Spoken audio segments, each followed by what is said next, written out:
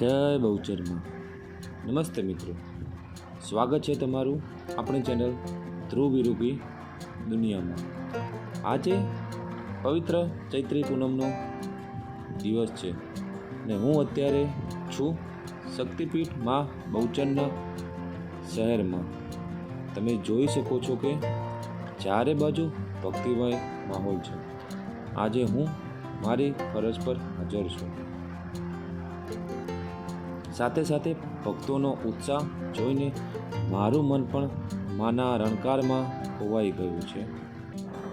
મારી સાથે સાથે ગુજરાત પોલીસ, ગુજરાત એસટીના કર્મચારીઓ તેમજ આરોગ્ય ખાતે તેમજ ગુજરાત ફાયર બ્રિગેડ ત્રણેય ખાતાવાળા પોતાની ફરજ પર હાજર છે. જુઓ આ દ્રશ્યો. સેંકડો કિલોમીટર દૂરથી ભક્તો પગપાળા ચાલીને મા બહુચરના દર્શનને આવી રહ્યા છે. કોઈના હાથમાં ધજા છે તો કોઈના મુખ પર સતત જય બહુચરનો નાદ છે. ચૈત્રી પૂનમનો આ મેળો અને આ પદયાત્રા ગુજરાતની અસ્મિતા અને શ્રદ્ધાનું પ્રતીક છે. રસ્તામાં ઠેર ઠેર સેવાભાવી સંસ્થાઓ દ્વારા ભક્તો માટે ચા નાસ્તો અને જમવાની સુંદર વ્યવસ્થા પણ કરવામાં આવી છે. ઉનાળાની ગરમીના કારણે ડિહાઇડ્રેશન ના થાય તે માટે ઘણા કેમ્પોમાં છાશ, લીંબુ શરબત, શિકંજી તેમજ તરબૂચની ડીશો જેવી વસ્તુઓનું પણ આયોજન કરવામાં આવેલ છે.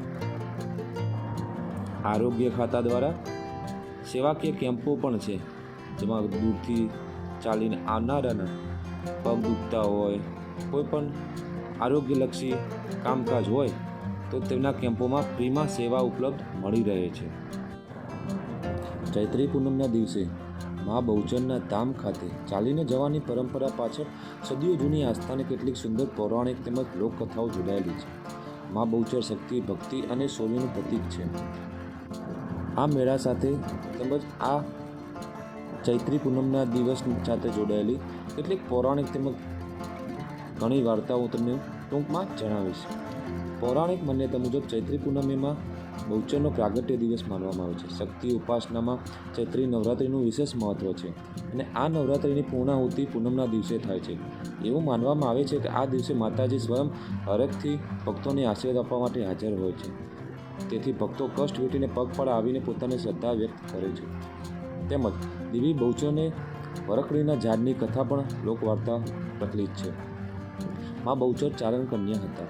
જ્યારે અલાઉદ્દીન ખિલજીના સૈન્યએ તેમના કાફલા પર હુમલો કર્યો ત્યારે તેમણે અને તેમની બહેનોએ પોતાની રક્ષા કાજે અને સતીત્વ જાળવવા માટે પોતાના લોહીથી બલિદાન આપ્યું હતું. જે સ્થળે આ ઘટના બની તે આજે વરખડી તરીકે ઓળખાય છે.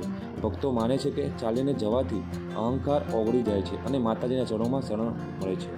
ત્રીજી વાર્તા એ પણ છે.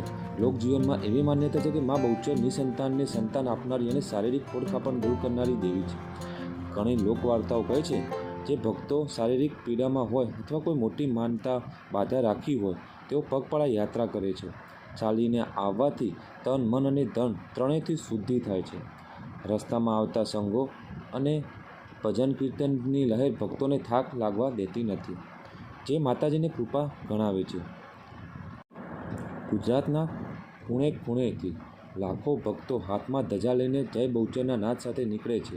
આ પ્રથા પાછળ સામૂહિક ભક્તિનો પણ સંદેશ છે. ચૈત્રી પૂનમનો મેળો એ ગુજરાતના સૌથી મોટા શક્તિ મેળા પૈકીનો એક છે, જ્યાં ભક્તો આનંદ અને ઉમંગથી માતાજીના દર્શન પહોંચે છે.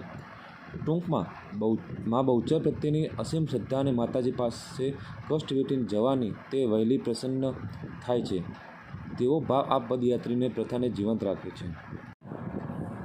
આ જ મેળાની અંદર આજે હું મારી ફરજ પૂર્ણ કરી રહ્યો છું.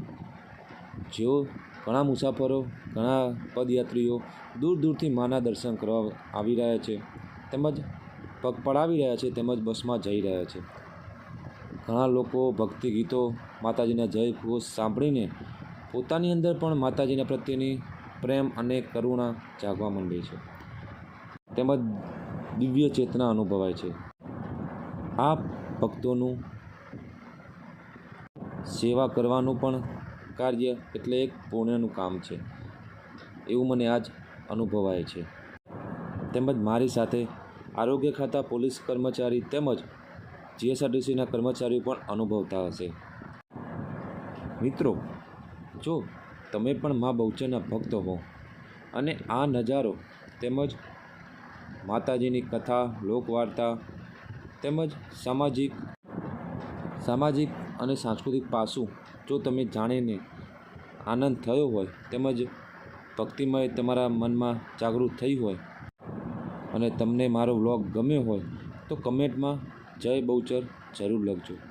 આ વિડીયોને લાઈક કરજો અને શેર કરજો, જેથી બીજા ભક્તો પણ ઘરે બેઠા આ ભવ્ય દર્શનનો લાભ લઈ શકે.